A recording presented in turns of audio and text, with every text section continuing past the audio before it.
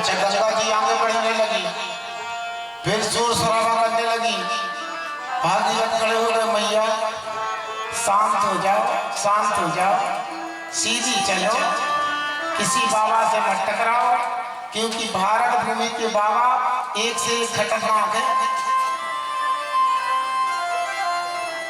सीधी चलो, किसी बाबा से मत टकराओ। अनेक लोगों में भ्रमण करते हुए गंगा जी पहुंच गई हरिद्वार। और जैसे ही हरिद्वार गंगा जी पहुंची तो गंगा जी ने देखा, ओहो, वहां तो एक बाबा बैठा था, यहाँ 7 बाबा बैठे हैं। हरिद्वार में 7 बाबा बैठे थे, सप्त ऋषि। गंगा जी ने सोचा,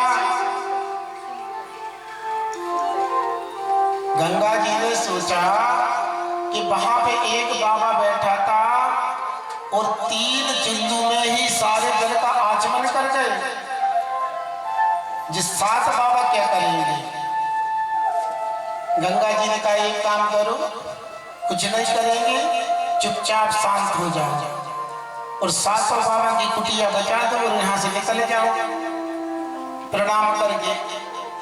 तो गंगा जी वहां से 7 धाराओं में प्रवाहित भई और 7 बाबा की कुटिया बचा दी। तो उस स्थान का नाम पड़ गया सप्त सरोवर हरिद्वार। गए कि नहीं गए? नहीं गए? जाके देख लेना, 7 धाराएं निकली हैं और 7 बाबा की कुटिया बचा दी।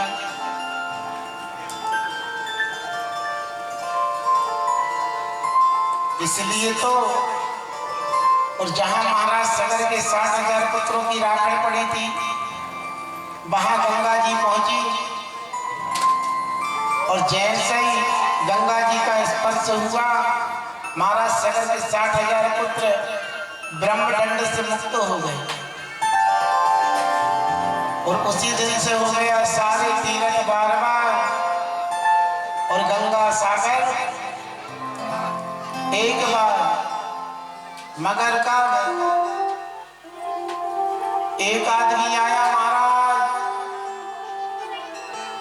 हमारे घर के कुआं में कुत्ता मर गया। क्या मर गया? हमारे घर के कुआं में कुत्ता मर गया। तो पंडित जी ने कहा, भैया जल शुद्ध करवाओ, उसमें गंगा जल छिड़को, समुद्र का पानी छिड़को, तीर्थों का पानी छिड़को, इत्र छिड़को, सेंट छिड़को, नारियल फोड़ो, अगरबत्ती लगाओ, शुद्ध हो जाएगा जल। आदमी गया, गंगा जल छिड़क दिया, सारी सामग्री छिड़क दी, पंडित जी के पास पहुंचा।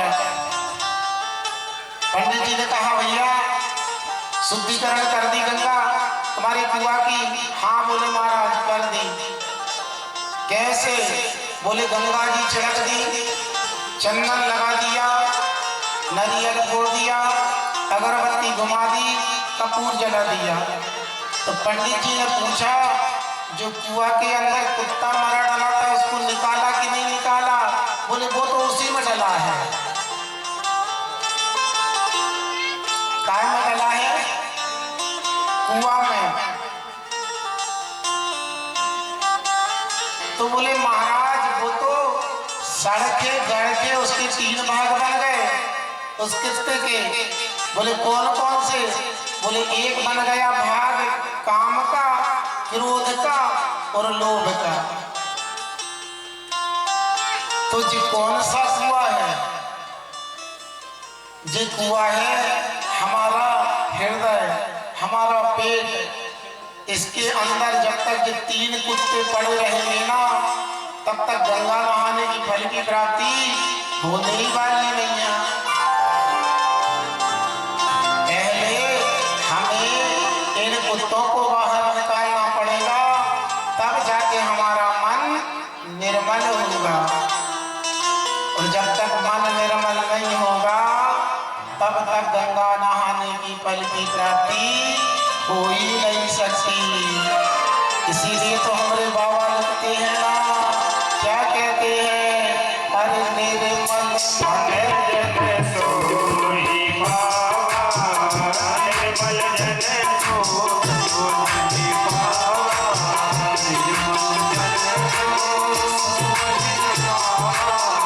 निर्मल मन जन सोई पावा, मोहि कपट चलते रामा।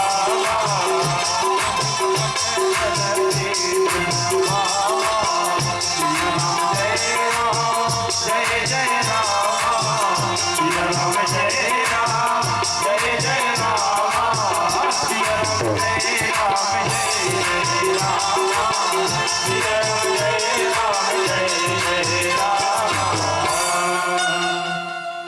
इसके लिए क्या करना पड़ेगा महाराज? बोले निर्मल मन जन सो मोहे मोहे कपट चले चित्र हमें गंगा नहाने की फल की प्राप्ति तब होगी जब हम जाके अपने मन को निर्मल बनाएंगे। अरे ऐसे ऐसे साधु संत महात्मा हुए महाराज, अगस्त ऋषि ने तो 7 समुद्र पी लिए थे। अब बताओ, सबसे बड़ी समस्या ये है, आपने रामचरितमानस सुनी? दंडक वन में 2 राक्षस थे। कौन कौन से राक्षस? आतापीर और वातापीर। दंडक वन में 2 राक्षस थे, एक आतापीर और एक वातापीर। और कलयुग में भी 2 ही राक्षस हैं। कौन कौन से? आतापीर और वातापीर। जी आतापीर वातापीर क्या करते थे मालूम? जो दंडक वन में जितने साधु संत महात्मा थे ना, उनका निमंत्रण करते थे। ब्राह्मण का वेश बना के जाते थे और कहते थे, संतों से महाराज आज आपका हमारे घर में निमंत्रण है। तो आतापीर बुलाने जाता था और वातापीर है ना व्यंजन बन जाता था, मीठा बन जाता था, नमकीन बन जाता था, गुलाब जामुन बन जाता था और पत्तल में रख जाता था। और दंडक बन के जितने साधु संत महात्मा आते थे ना, सबकी पत्तल में परस देते थे, जिनका निमंत्रण करने जाए। तो वातापीर से कहा संतों ने, महाराज तुम भी बैठ जाओ हमारे साथ में भोजन करने। तो वातापीर बोला, नहीं, हमारा आतापीर कहीं गया है, जब वो आ जाएगा हम तुम्हारे साथ में बैठ के भोजन करेंगे। क्योंकि आतापीर तो व्यंजन बन गया, गुलाब जामुन बन गया, नमकीन बन गया, पूरी बन गया, मीठा बन गया। और जब साधु संत महात्मा उस भोजन को कर लेते थे ना, तब वातापीर आवाज लगाता था, आतापीर आतापीर। तो मालूम वो ब्राह्मणों के पेट फाड़ के बाहर निकलता था। ब्राह्मणों के पेट फाड़ के बाहर निकलता था। ऐसे करते थे जी, एक जाता था ब्राह्मणों को बुलाने और एक व्यंजन बन जाता था। ऐसे दंडक बन के सभी साधु संत महात्माओं की हत्या करने लगे। एक दिन साधु संत महात्मा अगस्त ऋषि के पास पहुंचे और कहा, महाराज हम राक्षसों से बड़े परेशान हैं। जो ब्राह्मण बन के हमारा निमंत्रण करते हैं, एक व्यंजन बन जाता है और फिर पेट फाड़ के निकलते हैं, हम साधु संत महात्माओं की हत्या पे हत्या कर रहे हैं। अगस्त ऋषि ने कहा, काहे को चिंता कर रहे हो? जब निमंत्रण देने आए तो हमारे पास पहुंचा देना। तो इस बार वातापीर गया निमंत्रण देने के लिए ब्राह्मणों को, संतों को। तो ब्राह्मणों ने, संतों ने कह दिया, तुम अगस्त ऋषि के पास जाओ। अगस्त ऋषि के पास गए, सरकार आपका निमंत्रण है हमारे घर में, हमारे घर में निमंत्रण है,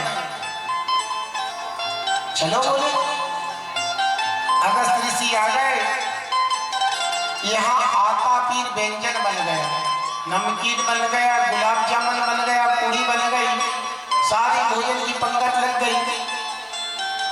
अगस्त ऋषि ने कहा, महाराज भोजन करो, भोजन करो। तो अगस्त ऋषि ने कहा वातापीर से, वातापीर तुम भी भोजन कर लो। तो वातापीर कहता, नहीं, हम अपने भाई के बिगड़ नहीं करते, हमारा भाई कहीं गया है, जब आ जाएगा तो हम उसके साथ में भोजन करेंगे, आप पाओ प्रेम से। अगस्त ऋषि ने उस भोजन को पाया और भोजन पाने के बाद जब कुछ समय हो गया तो बोले, आप भी कर लो। तो बोले ठीक है। हम अपने आतापीर को बुला लिया। तो वातापीर ने खूब आवाज लगाई, आतापीर, आतापीर, आतापीर। अब आतापीर का कहीं पता ही नहीं, रोने लगा। अगस्त ऋषि ने कहा, मूर्ख, इस पेट में 7 समुद्र का पता नहीं लगा, तेरे आतापीर का कहां से पता लग जाएगा? इस पेट में 7 समुद्र का पता नहीं लगा, कहां चले गए? तेरे वातापीर का कहां पता लगेगा? आतापीर का। महाराज तड़प तड़प के वातापीर ने अपने प्राणों का परित्याग कर दिया। ऐसे हमारे भारत भूमि के संत हैं।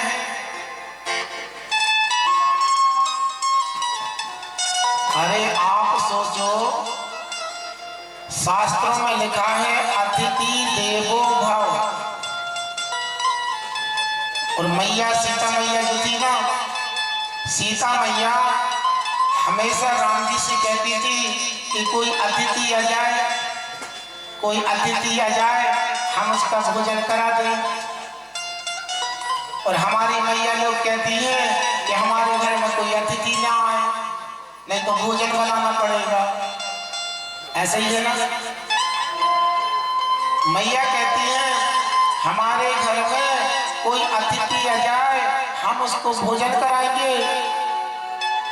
भगवान श्री राम ने कहा, देवी जी खूब अतिथि अतिथि के लिए लगी है भोजन कराने के लिए, आज अतिथि पहुंचा देते हैं। तुरंत अगस्त ऋषि का ध्यान करा, महाराज आ जाओ, कुछ लीला करना है। कुछ लीलाएं बाकी रह गई हैं जिनमें आपका सहयोग पड़ेगा, जरूरत, आपकी मदद की जरूरत पड़ेगी, इसलिए आप आ जाओ। आज देवी जी को भी अतिथि का भूत सवार है, तो आ जाओ अतिथि बन के। अगस्त ऋषि आ गए। मैया से कहा, आज हम भोजन करेंगे आपके घर में। मैया बड़ी खुश, चलो मेरी मन्नत पूरी हो गई, मेरे घर में अतिथि आ गए, भोजन बनाओ। सीता जी ने भोजन बनाना प्रारंभ किया और भोजन बनाते बनाते जैसे ही अगस्त ऋषि को परसा तो अगस्त ऋषि ने खाना चालू कर दिया। मैया ने सवेरे 7 बजे से भोजन परसना चालू किया, शाम के 4 बज गया, अगस्त ऋषि खाते जा रहे हैं, खाते जा रहे हैं।